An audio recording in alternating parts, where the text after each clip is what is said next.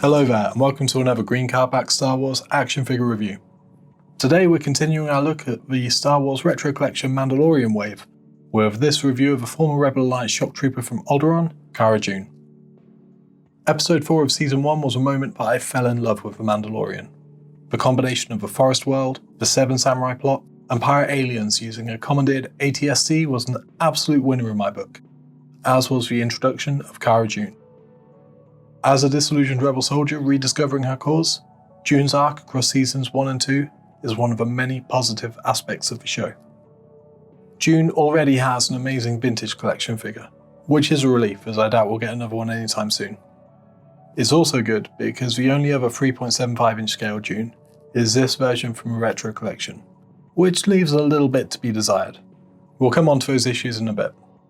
For now, this is the Retro Collection Cara Dune as she comes out of the package.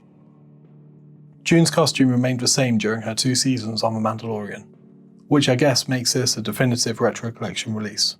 The colours and design are spot on for a vintage style, with her red arm tattoo looking as good as ever. The face isn't too bad, it looks enough like Gina Carano in a vintage style. As Dune's a 5POA figure, you know exactly what to expect with the articulation. We have a swivel head, swivel shoulders and swivel hips. Dune's legs don't actually swivel backwards at all, which exaggerates the biggest problem with the figure. The Retro Collection Cara Dune is hard to balance. Because of her stumpy legs and small feet, unless you use a stand, she is one slight knock away from a shelf tumble. Dune's balancing issues aren't helped by her weapons, which in and of themselves are actually pretty great. The Retro Collection Cara Dune comes packed with a Corellian blaster and a quintessential heavy blaster. Both of these are cast in sturdy black plastic. Unlike some of the other accessories issued in this wave, I would say that these sculpts hit that sweet spot between detail and softness, making them a good fit for a vintage aesthetic. However, the weight of the weapons, particularly the heavy blaster, is not good for Dune's balance. There are only so many ways she can hold the guns before toppling over. Here you can see the Retro Collection Cara Dune next to her wave mate, the Mandalorian. Here she is next to Retro Collection Boba Fett. And here she is next to her Vintage Collection counterpart.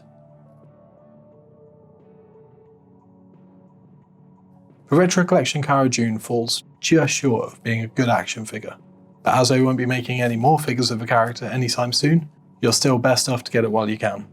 After all, whatever your thoughts on Gina Carano, her character is still an integral part of any Mandalorian collection. That's all for today.